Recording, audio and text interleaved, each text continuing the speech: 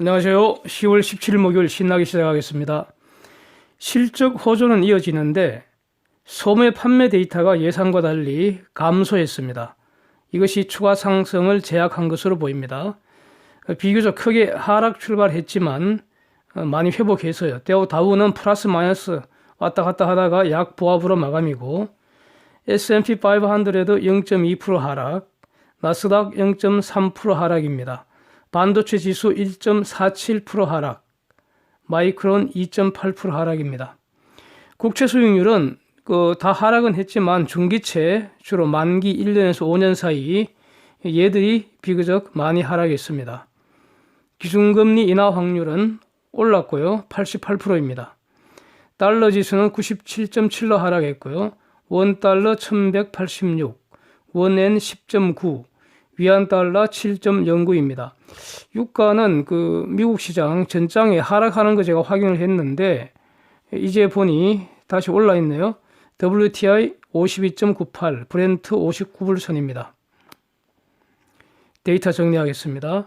한국의 9월 실업률 3.4% 이렇게 인베스팅닷컴에 공시되었습니다. 기준금리 1.25%로 인하를 했죠. 이게 지금 사상 최저치입니다. 뒤에서 자세히 보겠습니다. 이탈리아 8월의 산업 신규 수주 전년비 10% 감소했고요. 영국 9월 소비자 물가지수 연율 1.7%입니다.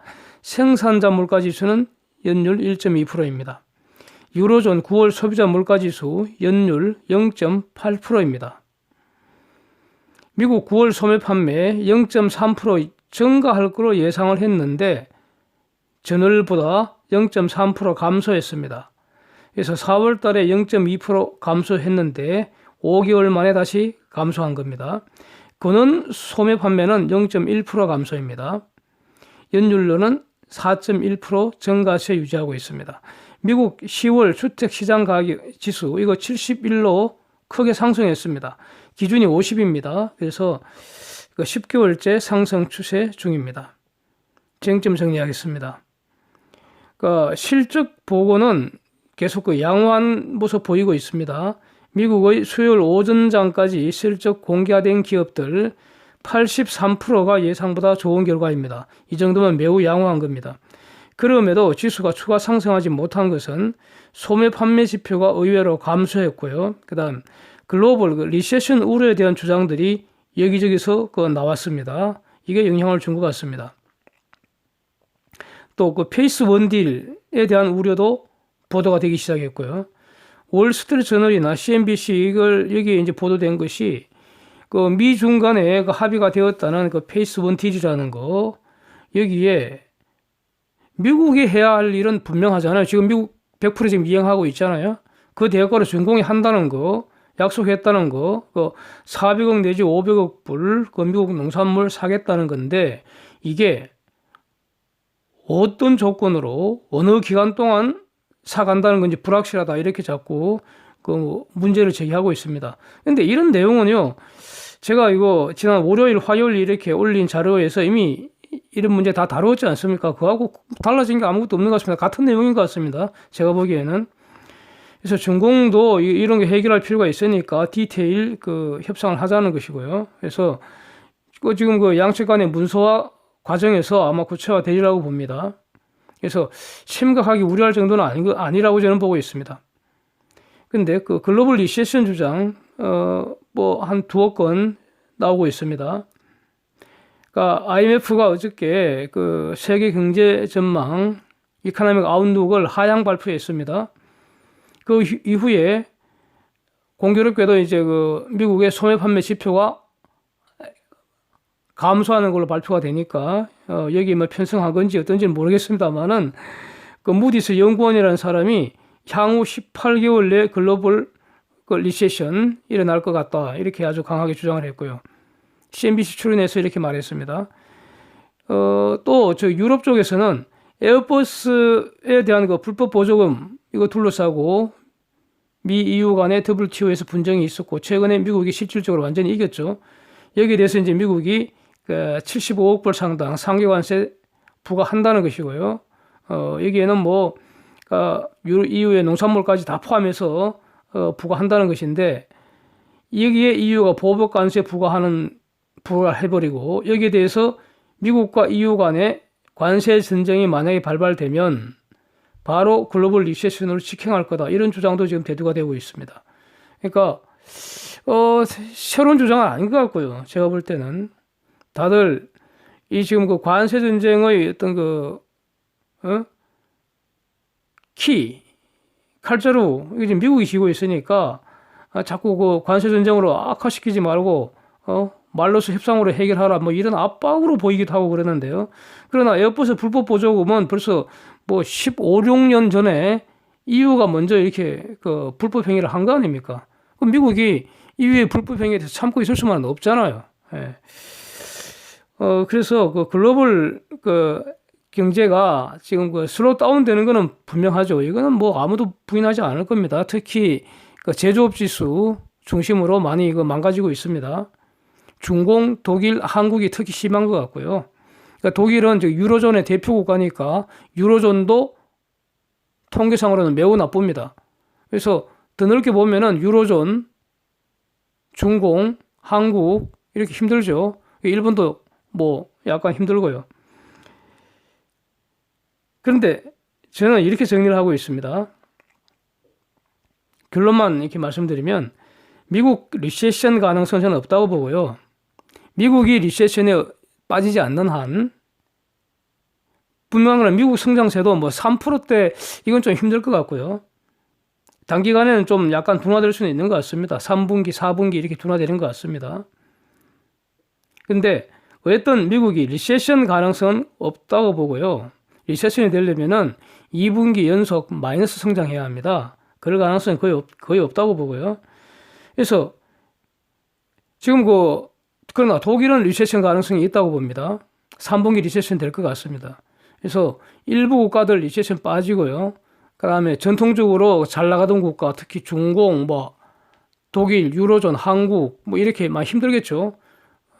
이런 데 경제는 꼬라박는 것 같은데, 그럼에도 불구하고 미국은 여전히 글로벌 성장의 엔진이 될 거고, 그 다음 중요한 것은 미국 성장에 편성하는 신흥국들, 이거는 눈부시게 성장할 겁니다. 대표적인 게 베트남이지 않습니까? 인도도 분명히 기회를 잡을 것 같습니다. 인도는 법인세도 왕창 내리고 금리도 엄청 내렸죠. 그 다음에 어저께 보도되는 걸 보면은 인도 재무장관이 인도는 아직도 적극적으로 부양책 쓸 카드가 많다 이렇게 보도가 나오고 있습니다. 그래서 미국 성장에 편성한 신흥국들 성장은 완전히 눈부실 겁니다. 그래서 일부 국가들, 리세션에 빠질 국가들은 당연히 빠지는 것이고, 모든 국가가 다 좋아질 수는 없잖아요. 그러면 초호황이잖아요. 그래서 글로벌 리세션 상태는 없을 거라고 저는 보고 있습니다. 독일, 한국, 중공 이건 분명히 나쁘리라고 봅니다. 특히 중공 많이 나빠지겠죠. 한국이 금리를 사상 최저 수준으로 어저께 인하를 했습니다. 1.25%로 인하를 했죠. 지난 7월에 1.5%로 인하한 지 3개월 만에 또 내렸고요. 금년에 두 번째입니다. 왜 내렸습니까, 금리? 성장이 정체되고요. 물가가 하락하고 있고요. 소비가 정체되는, 즉 한국 경제가 비실비실 김 빠지는 소리가 들리니까 값싼 돈 좀 더 풀겠다는 거 아닙니까? 그런데 내년 1월 또는 2월경에 한 번 더 내린다는 이런 전망도 이미 나돌고 있습니다. 그 기사 한번 보십시오. 제가 출처놨습니다. 저는 내년 말까지 기준금리 한 0.5%까지 내려갈 것 같습니다. 그 이후에 한국도 마이너스 금리 시대 오지 않을까 이렇게 장기적으로 전망하고 있습니다. 한국 부양책은 이 금리 인하뿐이 아닙니다. 정부도 빚을 지금 왕창 늘려갖고 내년에 정부 지출을 늘리겠다는 거 아닙니까? 문제는 이렇게 하면은 비실비실 되는 이 한국 경제에 정체가 풀리고 성장하고 소비할까요? 저는 어려울 것으로 봅니다.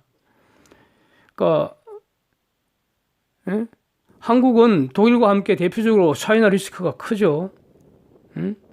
그래서 중국과 독일의 슬로우다운 되는 여기에 한국도 아마 그게 묻혀서 같이 좀 더 망가질 것 같습니다.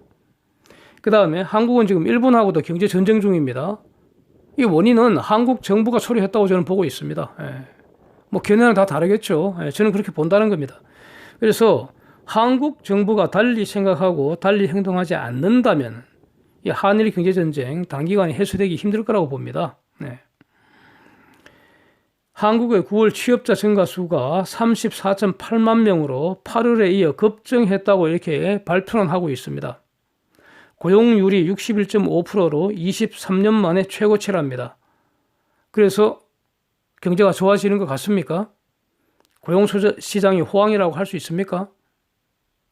내용을 보면요.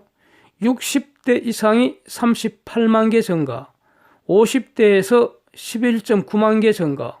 그래서 50대 이상 노인들 일자리가 대략 50만 개 늘어났습니다. 40대에서 17.9만 명 감소, 30대에서 13,000명 감소입니다. 즉 30, 40대에서 19.2만 개 일자리가 날아갔습니다.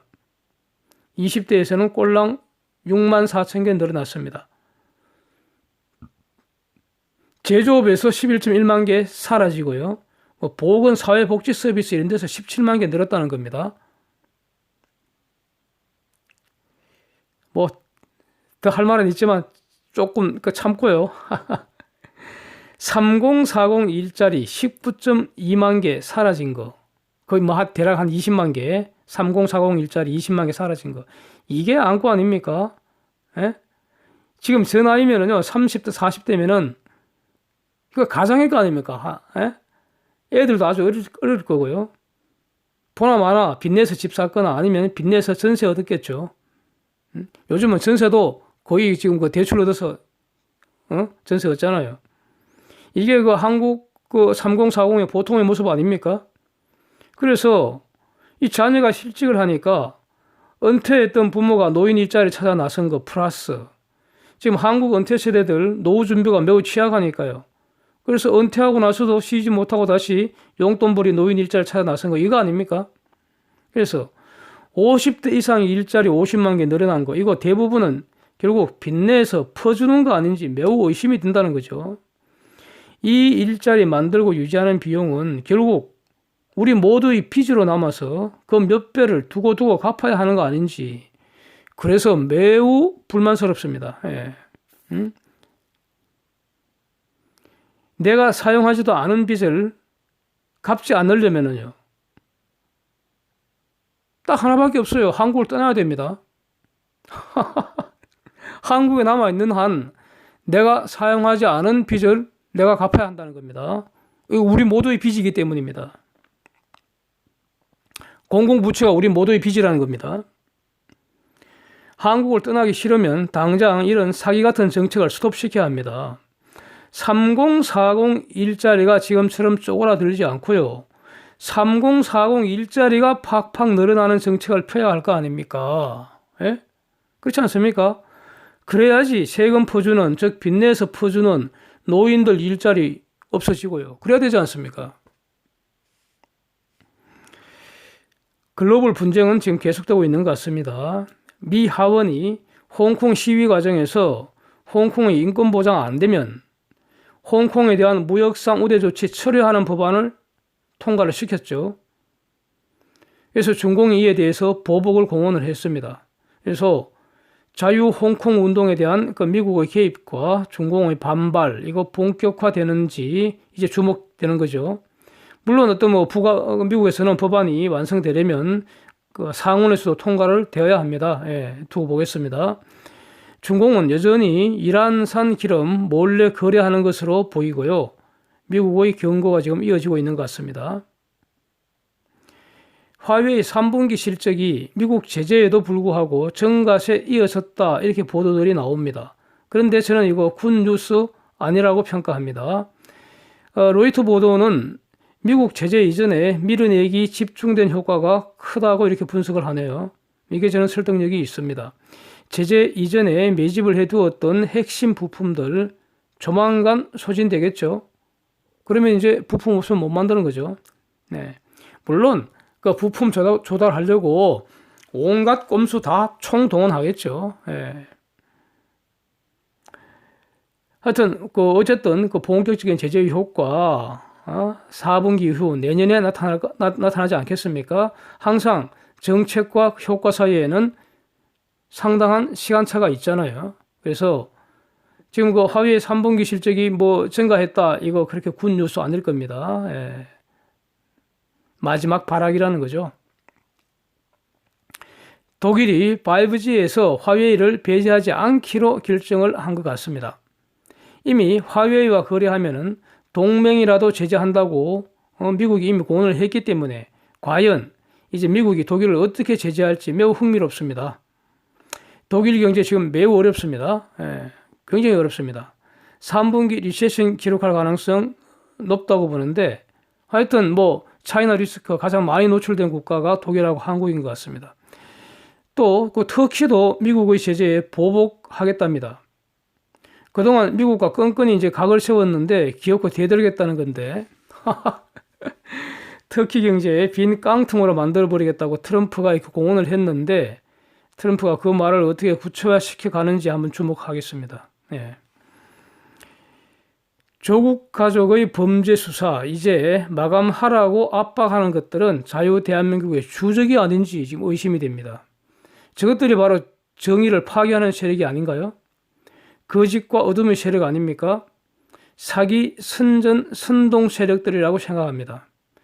전임 그 문무일 검찰총장께서 퇴임할 무렵에 국회의 패스트 트랙법이라는 그 강행 처리하는 과정, 그거 패스트 트랙법 그런 거, 그 자체가 헌법 질서에 위반될 소지가 있다, 이렇게 기자회견에서 밝혔습니다. 일종의 항명이라고 그때 표현되고 그랬죠. 거의 울먹이듯이 주권자에게 직접 업소해왔다는 사실을 상기해야 합니다. 한국당이나 바른미래당만으로는 패스트트랙 악법 처리하는 거 막지 못할 수도 있습니다. 이제는 주권자가 직접 나서서 패스트트랙 악법 완전 폐기시켜야 한다고 생각이 됩니다. 다수가 침묵하면은 극소주 사기, 선전, 선동꾼들 요설 궤변으로 자유 대한민국이 망가지게 됩니다. 어쩔 수 없이 다수가 행동할 수밖에 없다고 생각됩니다. 이상입니다. 오늘도 함께해 주셔서 감사드립니다.